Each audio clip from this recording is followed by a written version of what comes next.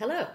So what do you do if you don't have a lot of time to do a home practice, but you want to do something every day that will sort of move your spine through where it needs to go, help you build some strength and some length? Well, here's what I do on the days when I'm very busy and I'm waiting for the cat to eat because he likes company in the kitchen with him. Then I start doing some standing practice while I'm here in the kitchen, and I'll show you what it's like. So to begin with, a forward bend. I call this kitchen counter yoga or kitchen yoga. So you can hold the edge of a counter, step back, and kitchens aren't always big, so let's pretend that you only have a small hallway, which maybe you do. Right, so you can come back a little bit, and then you fold at the hip crease and place your hands either on the top of the counter. If you can't go as deep, you stay up a little higher, walk in a little bit, because your objective is to hinge at the hips, not the low back. Hinging at the hip, keeping your heart lifted, keeping your spine long, and your arms engaged. So what looks like to be something really simple, if you engage all of your body parts, then it becomes more of a pose of strength and length. So you can lift and spread your toes, micro bend your knees, take your hips back so that you're hinging at the hip crease, and come to where it's comfortable for you.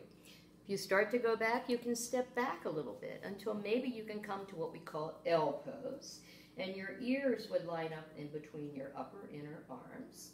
And then how long you hold it depends upon how you feel and how much time you have. So if you hold it for 10 nice long breaths, for me that's about 50 seconds, almost a minute.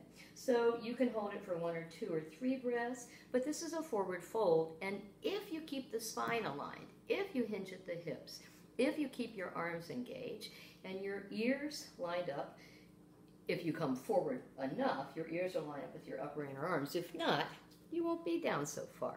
But if you keep the spine aligned with just the hinge at the hips, you'll be building core strength and back strength. All right, so that's where I usually start.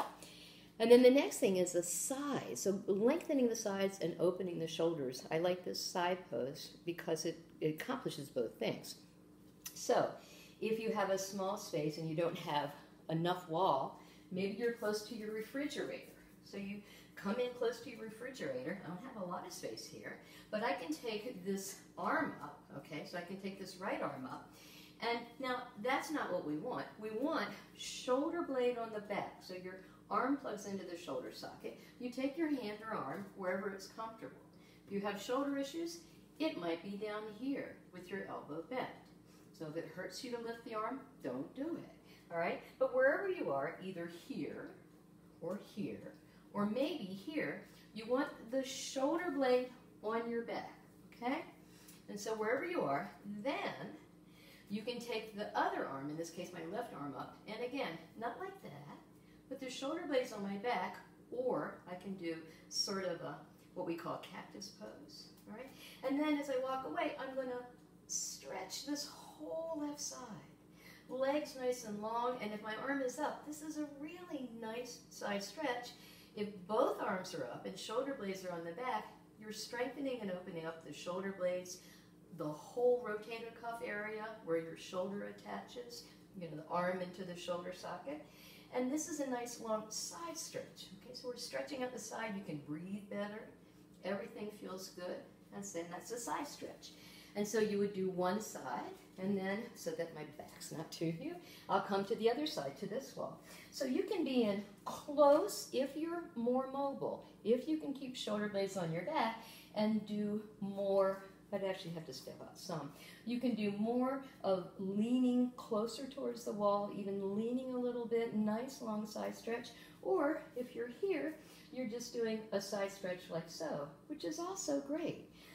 Legs are engaged, the same thing you did on that forward bend, lifting and spreading the toes, softening the knees, hips back so that you have the nice arch in your low back.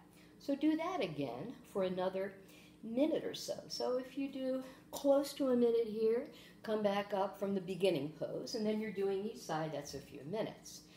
After that, I like to do another in between side movements, lateral movements on either side, asymmetrical. I like to come back for at least a few minutes of symmetrical. So come back again to the L pose, which is deeper, to a modified sort of a wall downward facing dog where you're not quite as deep. You can walk your hands more forward here. And for some of you who are taller, you can come even more forward. It's too tall for me, but you can hinge at the hips and come forward more so that you're bent over the countertop, which is definitely nice. I can do it on the dining room table, but not here on the kitchen counter. Too high for the hip crease. Okay, so after that, then how about a twist? So again, you can use the kitchen counter or you can use the wall. I like to start with the counter. So starting with your feet together. Now in mountain pose is your basic standing pose. You can't see my feet, but my feet are a parallel and about hip width apart, which is the outer edge of your foot sort of lining up with the outer edge of your hips. Lifting and spreading the toes to engage the soles of the feet. Soften knees, hips back. All right, that just means that you have a little more weight into your heels, even as you're upright through the crown of your head. And then this is mountain pose, your basic standing pose. And you can also come and do mountain pose, even as you're watching the water boil. Yeah, you can stand with an engaged presence. All right, so then if we do another of these standing forward bends, then we'll do the twist. All right, so my feet parallel, hip width apart, and I'm about a foot away from where the counter ends at the bottom. So that's a nice place to start. And then as I inhale, shoulder blades are on my back, always, good mountain pose. I inhale, I take my arms apart. If I'm twisting to the left, the right arm is forward, the left arm is back. I can hold here, and the good thing about this is keeping your feet and legs engaged, your whole body moves with the twist, including your sacrum and low back. It follows the movement of the twist, so there's no pull in the lower back. It may be a small twist like this. If you're more mobile, you can step in, open the arms wide, and take your arms out nice and wide. But again, staying engaged, feet and legs in mountain, even as you're twisting. And the heart opens, shoulder blades are on your back, and just let your head follow the movement of your spine if you're going to go further. For some of you, and I'll do the other side, you may come really close. And then you can inhale and you have a much deeper twist. But don't force the twist. It doesn't matter how deep your twist. If it's appropriate for you and it feels good, you're getting the movement of the spine that you need. The spine needs some movement. It needs forward, backwards, sidewards, and twisting. The spine needs that every day. Good. All right, so that's a twist. You can also do it against a wall. So I can be close to the wall. I think you can still see me here. I inhale, take my arms out, and I can twist close to the wall. And if your wall is out further, your fingertips will be on the wall. So again, you can use the wall, you can use the counter, and you would do that on each side. Not holding it, but breathing through about a minute or so each. And then what? Coming back to, after taking a breath, then you can come back again and do another forward fold for 2 or 3 or 4 or 10 breaths. The longer that you're holding and breathing through it with ease, the stronger you get and the more length you get. So everybody thinks you have to be limber to do yoga. You really need strength first to support the opening. All right, then next is a back bend. Doesn't have to be a big one. Honestly, a back bend engaged fully that's not so deep is really strengthening for the low back. So I'm going to show you what it looks like as I'm close to the wall. My heels are about 8 inches away from the wall. Actually, I'll start back further, closer. So you don't want your buttocks on the wall. You want the buttocks about, 4 inches away from the wall. All right, then as you inhale, you can take the arms up and wider. Call this Y arms. Why not, right? All right, shoulder blades are on your back. Then you can lift your heart, and you're just trying to open up the heart. The hips stay back here. The rib cage stays level. So your back bend's not all crunchy. Your back bend is more length and softening the rib cage back, even as your hips stay back. So from the side, it looks like this. Shoulder blades on the back, weight into the heels to engage the back body. As I inhale, I lift my heart and soften my rib cage back, and then I'm just going to wherever it feels comfortable. And this feels good, and I have a little problem in my low back. I have a little stenosis, so I have to be careful not to crunch in there. So it's more about length and strength in this back bend, all right? And you can do it close to the wall. If you have shoulder issues, You can have your arms here in cactus or modified, sort of what we call Shiva arms. Cactus here, Shiva arms here, because it's going to keep your heart open, your chest open. And then you simply go back to wherever it feels okay. And that's a lot more openness than what you think. Looks kind of simple, and yet it can be nice and full and also strengthening. So as you do that, again, breathing nice and easy. 2, 3, 4 breaths as you begin, 10 breaths maybe over time. And then once you've come back and you've settled, taking a breath in mountain pose, then again, another forward fold. So can you see there's not so many poses that have to be done? It's just that you're doing them with mindfulness. You're doing them with a sense of breathing through. And you're doing them at your own pace. And you can have water on to boil. You can have soup boiling.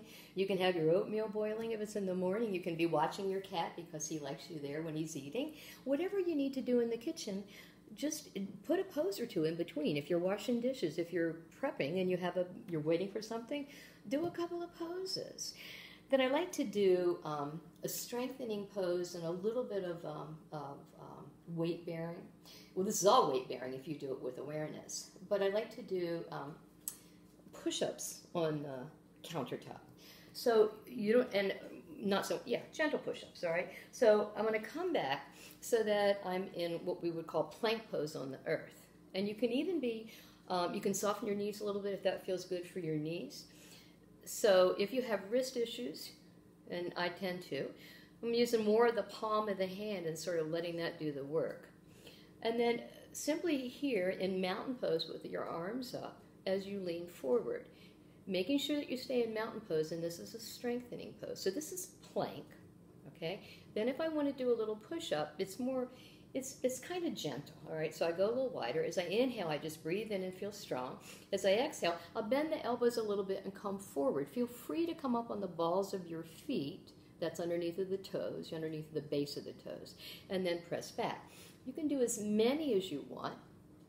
I usually do 22 every day because it's a reminder that the average is 22 suicides a day with veterans. So since I teach in the veteran population, it's important for me to do this for my own practice, but also as a reminder that yoga serves all sorts of populations, and we're serving more and more in the veteran community to help with stress. And so these yoga poses, no matter what goes on for you, these are pretty basic.